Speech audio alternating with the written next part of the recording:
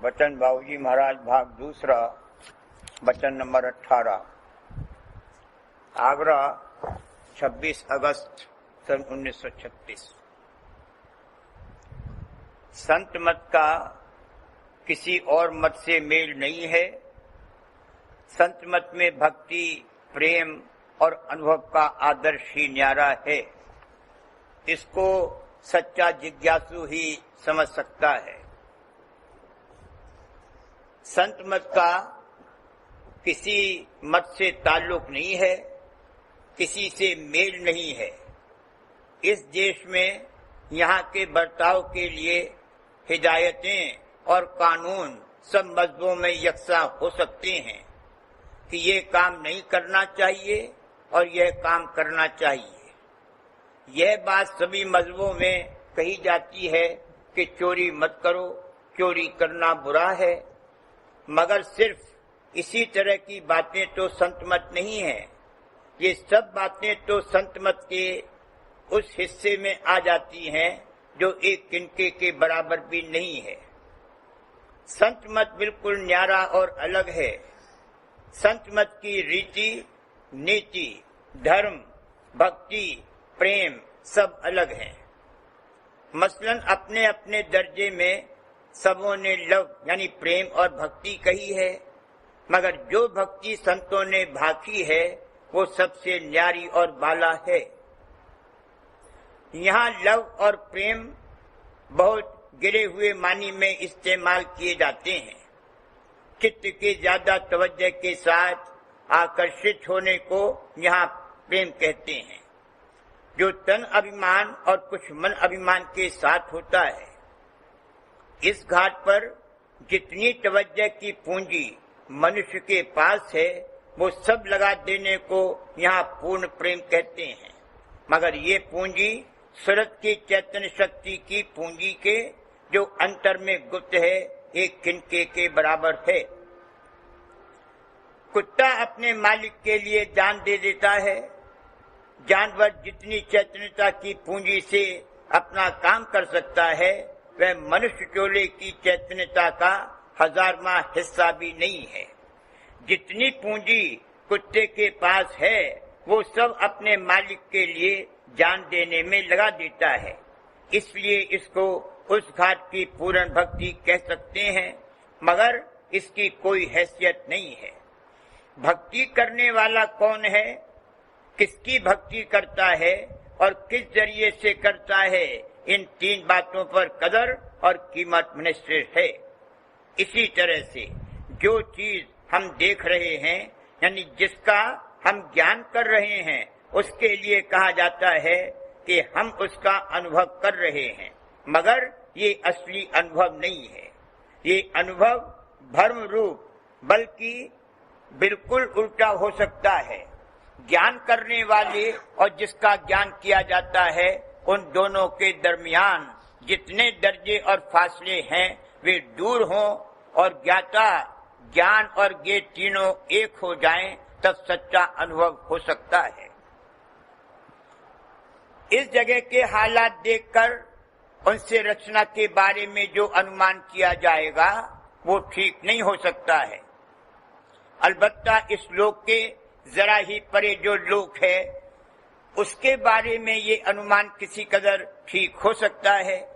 बहुत सी ऐसी बातें हैं जिनको समझने में लोग गलती करते हैं। मसलन ये कहना कि जिसका आदि है उसका अंत भी है, गलत है। जिसका अंत है उसका आदि जरूर है, मगर ये जरूरी नहीं है कि जिसका आदि हो उसका अंत भी हो। ऐसी रचना भी है जिसका आदि है पर अंत नहीं है।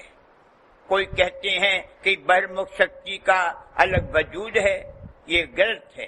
अंतर्मुख शक्ति का वजूद मुतलक है।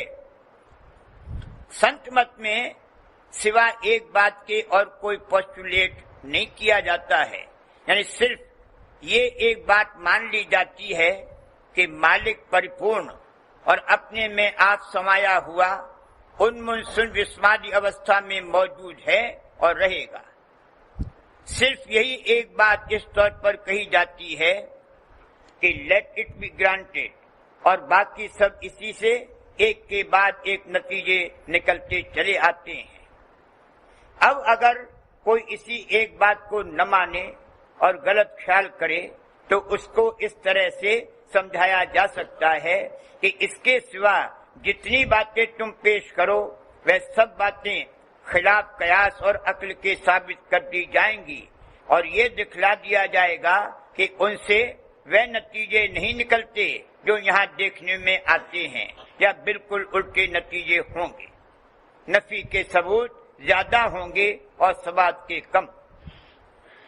सच्ची बात तो ये है कि चाहे जितने सबूत को दे दे, जब तक कि सच्ची जिज्ञासा पैदा नहीं हुई है तब तक कोई नहीं समझ सकता है।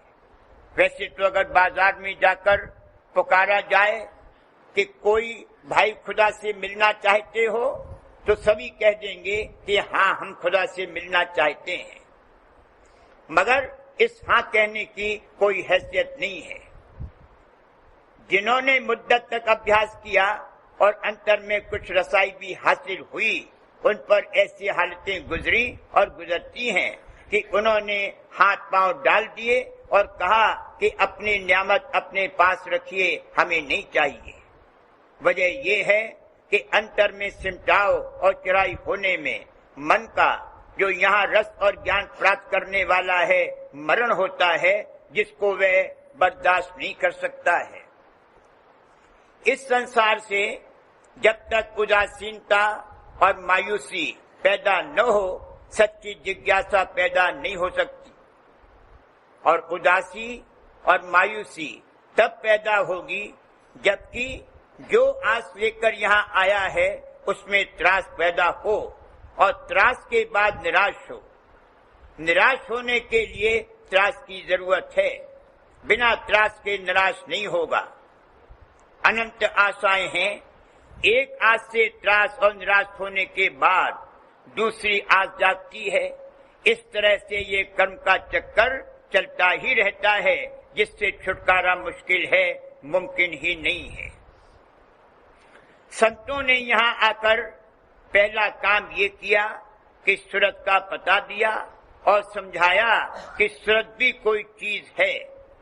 सूरतवंत अधिकारी जीवों ने उनके संदेश को हित और चित्त से सुना और माना। जो हित और चित्त से सुने उसको ही सुनाना चाहिए, जो हित और चित्त से न सुने उसे सुनाने की जरूरत नहीं है। जबरदस्ती नहीं करनी चाहिए। संतों ने अपने यहाँ जबरदस्ती रवा नहीं रखी है। रवा या ना रवा का कोई सवाल नहीं है। कुदरती तौर पर संतों से जबरदस्ती का कोई काम नहीं हो सकता। उनका चित्त निहायत कोमल और करुणामय होता है। क्रोधातुर होकर कोई काम नहीं करना चाहिए। अगर इंतजामी तौर पर सख्ती करनी हो तो हर्ज नहीं है। चित्त में कोमलता और करुणा रहनी चाहिए। बाप बेटे को तमाचा मार सकता है, मगर तभी तक जब तक कि बेटा अपने बाप को बाप समझता है, वरना बाप को अपने बेटे के साथ भी जबरदस्ती करने का कोई हक नहीं है। संत सिर्फ वचन द्वारा ताड़ना करते हैं। जो वचन से माने वो अधिकारी और हंस जीव है। मानेंगे कोई हंस वचन से। लोग नहीं समझते हैं कि वचन की ताड़ना का क्या असर हो सकता है। अधिकारी जीव के दिल पर वचन से वो असर पैदा हो सकता है जो तलवार, भाले, बंदूक और तोप से नहीं हो सकता। जिनको मालिक का भय और प्रेम है, उनके दिल को वचन तीर की तरह छेद देते हैं।